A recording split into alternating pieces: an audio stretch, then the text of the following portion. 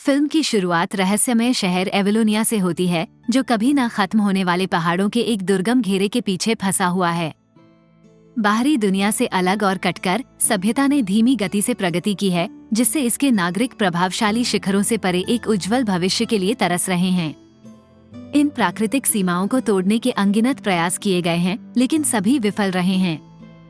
हालांकि उम्मीद फिर से जग जाती है जब एवलोनिया के सबसे बड़े खोजकर्ता क्लेड्स अपनी अब तक की सबसे साहसी चुनौती को शुरू करने का फैसला करते हैं। अभियान का नेतृत्व जेगर क्लेड कर रहे हैं, जो एक असाधारण साहसी हैं, जो अपनी क्रूर शक्ति, अटूट साहस और दृढ़ लचीलापन के लिए जाने जाते हैं। उनके साथ उनका बेटा सच क्लेड है, जो अपने पिता के दृढ़ संकल्प को साझा करता है और पौधों के लिए एक जन्मजात जुनून रखता है। खोजकर्ता की जिज्ञासा उसे एक रहस्यमय हरी चमक उत्सर्जित करने वाले एक अशुभ पौधे की ओर ले जाती है। इसे छूने का प्रयास करते हुए वह हरित ऊर्जा की लहर से हैरान हो जाता है। एक ठंडी चिल्लाहट छोड़ता है जो गुफा के माध्यम से प्रतिध्वनित होती है, जिससे हिमनदों का हिमस्खलन होता है। प्रतिक्रिया करने के लिए जल्दी जेगर अपने बेटे को बचाने के लिए बहादुरी से कूद पड़ता है। निकट मृत्यु अनुभव के बाद उन्हें पता चलता है कि हरा पौधा, जिसे बाद में पांडो कहा गया, जबरदस्त क्षमता रखता है और एवलोनिया को बेहतर के लिए बदल सकता है। फिर भी जेगर पहाड़ों को पार करने की अपनी खोज जारी रखने के लिए दृढ़ रहता है। कॉलिस्टो के पुनर्विचार के अनुरोध को दरकिनार करता है। कारण से परे जेगर अकेले यात्रा जारी रखने का फैसला करता है। जैसे जैसे 25 साल बीतते जाते हैं, सच एक प्रमुख व्यक्ति के रूप में उभरता है, जिसे पांडो की महत्वपूर्ण खोज के लिए मनाया जाता है, जो एवलोनिया में हर चीज के लिए प्राथमिक ईंधन संसाधन बन गया है। उनके पिता जेगर की विरासत और उनका साहसिक अभियान नए सपने देखने वालों को अप्राप्य पहाड़ का पता लगाने के लिए प्रेरित करता है। एवलोनिया के सुंदर ग्रामीण इलाकों में सच को अपनी हार्वेस्टर पत्नी मेरिडियन और उनके शर्मीले बेटे एथन के साथ शांतिपूर्ण जीवन बिताते हुए सांत्वना मिली है। उनके दिन शहर के लिए एक महत्वपूर्ण संसाधन पांडो की कटाई में लगन से बिताए जाते हैं। हालांकि चिंता का एक क्षण तब पैदा होता है जब मेरिडियन के विमान में एक मृत बैटरी के कारण इंजन में समस्या होती है, जिससे वह हैरान रह जाती है क्योंकि उसने हाल ही में ईंधन के एक नए बर्तन का उपयोग किया था।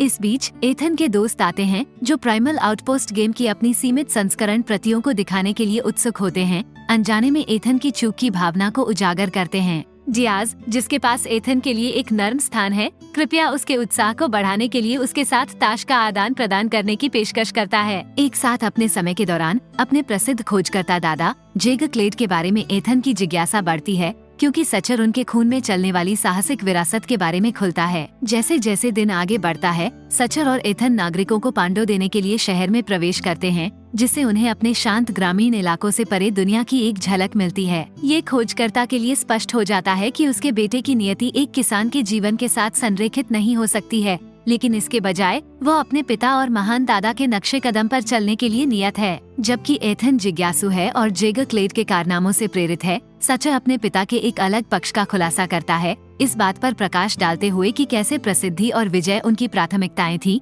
और उन्होंने वास्तव में अपने बेटे की कभी परवाह नहीं की। ये रहस्योद्घाटन परिवार के इतिहास में गहराई जोड़ता है और एथन की आत्म खोज की यात्रा की नींव रखता है। उनके शांतिपूर्ण पारिवारिक रात्रि भोज के बीच एक अप्रत्याशित आगंतुक आता है, जो शांति को हिला देता है। कैलिस्टो, जो अब एवलोनिया के राष्ट्रपति हैं, गंभीर खबर लाते हैं कि पांडो अपनी शक्ति खो रहा है, जिससे पूर्वोत्तर क्षेत्र में खेतों का तेजी से क्षय हो रहा है।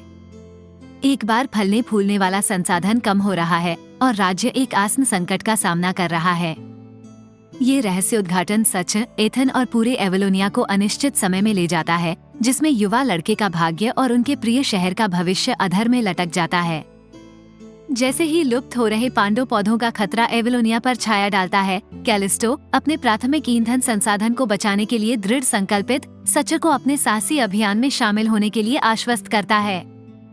दांव अधिक है, क्योंकि पांडो को खोने से वे अधिक पुरातन और कम कुशल ईंधन स्रोतों पर लौटने के लिए मजबूर होंगे। हालांकि अपने पिता के साहसिक कदमों पर चलने के लिए उत्सुक एथन तब हैरान हो जाता है जब सचर अपने बेटे की सुरक्षा के डर से उसे खतरनाक यात्रा में शामिल होने से इनकार कर देता है। उनसे अनजान एथन और उनका वफादार कुत्ता कीवदंती हवाई जहाज पर दूर जाने का फैसला करते हैं, क्योंकि यह पांडो के दिल में अभियान शुरू करता है। टीम को उनके मिशन के बारे में जानकारी देने के साथ उन्हें पता चलता है कि पांडव पौधे, हालांकि सतह पर कई हैं, भूमिगत जड़ों के साथ एक विशाल जीव में परिवर्तित हो जाते हैं। पांडव को परेशान करने वाले दुख का स्रोत इस मूल प्रणाली के भीतर गहराई से स्थित है। जैसे ही वे एटलस रेंज के मार्गों को ट्रैक करते हैं, अचानक एक आपदा आती है। उनके नीचे एक विशाल सिंकहोल खुलता है जो जमीन को निगल जाता है। खतरे के बावजूद टीम पांडव के दिल की तलाश में रसातल में उतरती है। उनकी यात्रा के बीच मेरिडियन अपनी फसल की धूल में आती है। अपने साथ हवाई जहाज पर एथन की उपस्थिति की परेशान करने वाली खबर लाती है। अभियान को आगे की चुनौतियों का सामना करना पड़ता है क्योंकि लाल वाइवन जैसे जीव हवाई जहाज पर हमला करते हैं, जिससे वे पायलट के बिना रह जाते हैं। एयरशिप के नियंत्रण से बाहर होने के साथ मेरिडियन नियंत्रण लेने के लिए बोर्ड पर कूद जाता है, जबकि सचर और लीजेंड को फेंक दिया जाता है।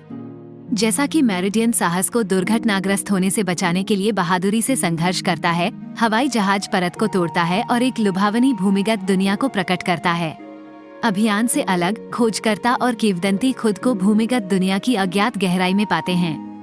जैसे ही वे इस रहस्यमय क्षेत्र में जाते हैं, वे अजीब और अद्भुत जीवों का सामना करते हैं, जिनमें से प्रत्येक पिछले की तुलना में अधिक आकर्षक होता है। इस बीच हवाई जहाज के चालक दल हमले से विचलित हुए बिना पांडव के दिल की ओर आगे बढ़ते हैं। उनका दृढ़ संकल्प उनके शहर की जीवन रेखा को बचाने की तत्काल आवश्यकता से प्रेरित होता है। जैसे जैसे वे पांडव के दिल में गहराई से उतरते हैं, टीम छिपे हुए रहस्यों और दुर्जेय चुनौतियों को उजागर करती है। आपस में जुड़ी जड़ प्रणाली एक नाजुक संतुलन को प्रकट करती है जो बाधित हो गया है, जिससे पांडव के अस्तित्व के सार को ही खतरा है। खतरे और अनिश्चितता के बीच अभियान के सदस्यों के बीच संबंध मजबूत होते हैं। प्रत्येक को अपने संयुक्त प्रयास के महत्व का एहसास होता है। खोजकर्ता और एथन की यात्रा एक बार फिर मिलती है, क्योंकि वे इस खतरनाक खोज में खुद को साथ साथ पाते हैं। एक साथ उन्हें भूमिगत दुनिया के रहस्यों को सुलझाना चाहिए और उस अंधेरे का सामना करना चाहिए जो पांडव को भस्म करने की धमकी देता है। उनके शहर का भाग्य उनके हाथों में है, क्योंकि वे पांडव के दिल को बहाल करने और एवेलोनिया के लिए एक उज्जवल भविष्य सुनिश्चित करने का प्रयास करते हैं।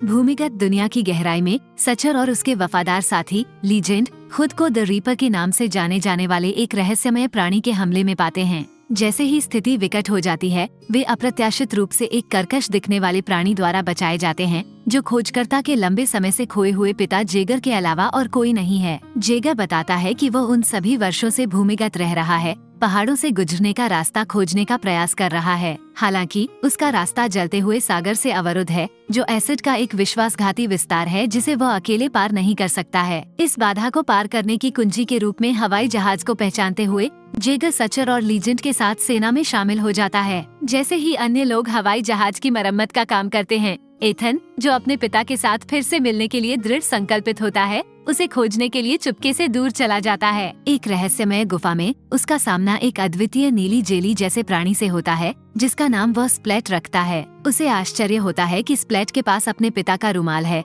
जिससे एथन को विश्वास होता है कि स्प्लेट उसे जेगर तक ले जा सकता है। हालांकि एथन को जल्द ही पता चलता है कि स्प्लेट द रीपर्स के लिए एक स्काउट है, एक खतरनाक समूह जो लोगों को उनकी मृत्यु के लिए लुभाता है। पांडव के बीज प्राप्त करने के एक जोखिम भरे प्रयास में एथन अनजाने में स्प्लेट को कट लगने से बचाता है, जिससे एक अप्रत्याशित गठबंधन बन जाता है। जैसे ही एथन और स्प्लेट खतरनाक रीपर्स से घिरे होते हैं, जैगर अपने बेटे की रक्षा के लिए एक ज्वलनशील यंत्र का उपयोग करते हुए कार्रवाई में कूद जाता है। रीपर्स उन्हें चारों ओर से फंसाते हुए करीब आते हैं। एक कष्टप्रद पलायन में एथन एक बड़ी ऊंचाई से गिर जाता है, लेकिन उसका जीवन चमत्कारिक रूप से स्प्लेट द्वारा बचाया जाता है, जिसने अब एथन की दया के कार्य के बाद उसके घावों की देखभाल में निष्ठा बदल दी है। उनके विकल्प कम होने के कारण एक उड़ने वाले वाहन में मेरिडियन और कैलिस्टो का अप्रत्याशित आगमन तीनों को समय पर बचा लेता है। वेंचर में वापस तनाव बढ़ जाता है, क्योंकि सचर और जेगर अपने अगले कदम के बारे में एक गर्मागर्म बहस में खुद को पाते हैं। खोजकर्ता अपने बहुमूल्य संसाधन और एवेलोनिया शहर को बचाने की उम्मीद में पांडव के दिल को खोजने के लिए अपनी खोज जारी रखने पर जोर देता है।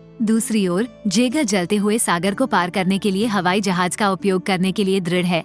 अंत में उसे दुर्गम पहाड़ों को पार करने और अपनी महत्वाकांक्षाओं को पूरा करने का मार्ग प्रदान करता है। पिता और पुत्र का टकराव तेज हो जाता है, उनके अलग अलग लक्ष्य समूह को अलग करने की धमकी देते हैं। फिर भी सतह के नीचे एक साझा इतिहास और सुलह के लिए एक लालसा निहित है। एवेलोनिया और भूमिगत दुनिया के भाग्य के दांव पर होने के कारण समूह को एक कठिन निर्णय का सामना करना पड़ता है। व्यक्तिगत महत्वाकांक्षाओं को अधिक से अधिक अच्छे के साथ संतुलित करते हुए उन्हें आंतरिक संघर्षों को दूर करना चाहिए और एकता को अपनाना चाहिए। साथ में वे एक खतरनाक, जीवन बदलने वाले रोमांच की शुरुआत करते हैं, जहां पारिवारिक बंधनों के लचीलेपन की परीक्षा ली जाएगी और वीरता का वास्तविक सार सामने आएगा। सचर और एथन के बीच तनाव बढ़ता जाता है क्योंकि युवा लड़का अपने दादा जेगर के साहसिक जीवन से अधिक मोहित हो जाता है। अपने पोते से जुड़ने की उम्मीद करते हुए जेगर एथन को किसी का ध्यान आकर्षित करने के लिए गुमराह करने वाली सलाह देता है, जिससे समूह के भीतर घर्षण पैदा होता है। हालांकि प्राइमल आउटपोस्ट का एक खेल परिवार को एक साथ लाता है,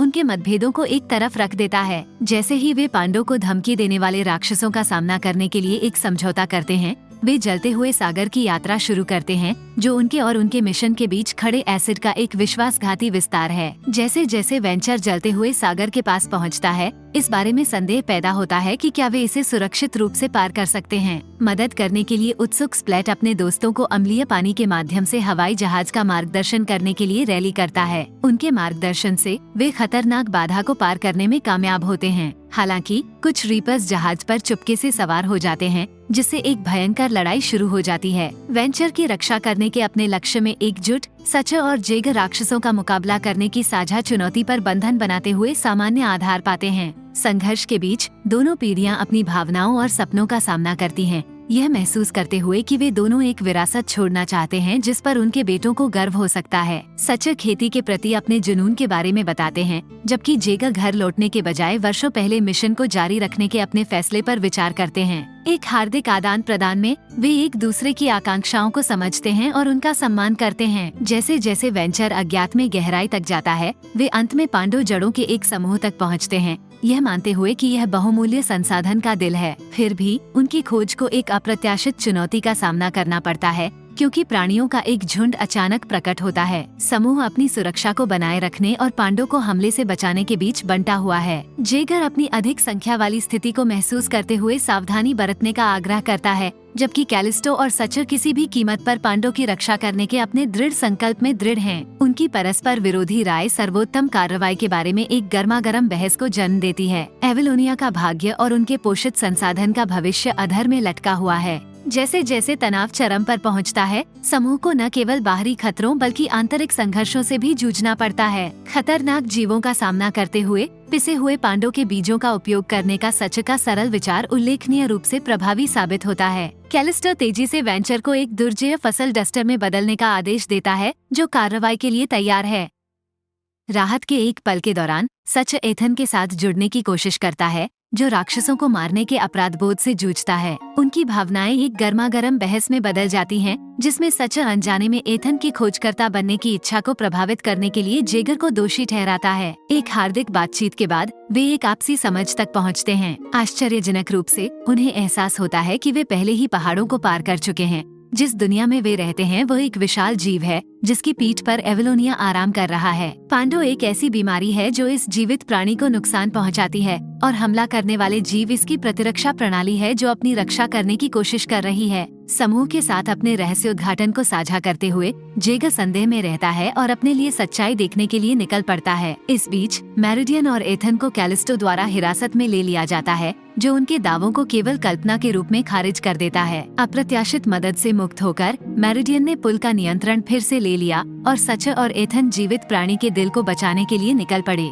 अटल दृढ़ संकल्प के साथ वे एक योजना बनाते हैं। खोजकर्ता अपने फावड़े का उपयोग करके हृदय में एक छेद खोदेगा, जबकि एथन जीवों को इसकी ओर लुभाता है। जेगर मदद करने के लिए समय पर पहुंचता है। उसे एहसास होता है कि उसकी असली विरासत उसके बेटे सचर के साथ उसके रिश्ते में निहित है। साथ में वे प्राणियों को पांडव की पकड़ से मुक्त करते हैं। हालांकि पांडव के पौधे मुरझा जाते हैं, लेकिन आशा वापस आ जाती है क्योंकि नारंगी जेली जैसे जीव उभरते हैं, जिससे भूमि को पुनर्जीवित किया जाता है। पांडव को अपने ईंधन संसाधन के रूप में खोने के बावजूद समूह एवेलोनिया के भविष्य के लिए आशावादी बना हुआ है। द वेंचर जेगर की आजीवन इच्छा को पूरा करता है, जो जीवित प्राणी के बाहर रुक जाता है। 1 साल बाद एवलोनिया पवन टर्बाइनों द्वारा संचालित जीवन का एक सरल तरीका अपनाता है। खोजकर्ता अपने फलते फूलते खेत की ओर जाता है, जबकि मेरिडियन की फसल की धूल शहर को रोशन करती है। एथन घर पर लिखते हैं, पांडो पौधों की सफल सफाई पर रिपोर्ट करते हैं। जेगर अपनी पत्नी पेनेलोप के साथ फिर से मिल जाता है। अपने बेटे